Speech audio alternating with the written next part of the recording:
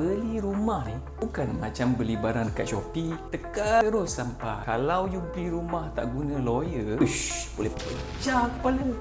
So orang tanya, lawyer tanah ni buat apa je? Jom duduk, I explain. So kalau you nak beli rumah, lawyer lah yang akan check status property tu, leasehold, freehold, restriction. From there baru lawyer akan buat kerja seterusnya, seperti check dengan pejabat tanah, ada perlukan consent and everything else. Beli property ni kena draft perjanjian macam sale and purchase agreement. Bila you appoint lawyer, you draftkan at least terms yang susah tu, lawyer boleh explain dekat you dalam keadaan yang lebih mudah untuk difahami. 90% pembelian properti mesti libatkan pinjaman bank. You pinjam bank, so kena ada agreement juga dengan bank. Siapa yang uruskan? Lawyer lah yang akan uruskan. So what's next? You mesti nak nama you ada dalam grant.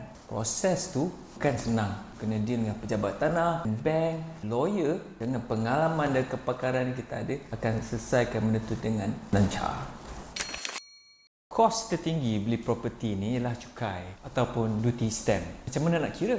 Formula dia rumit juga. Jadi kalau lawyer, kita boleh kira terus you punya kos from A sampai Z.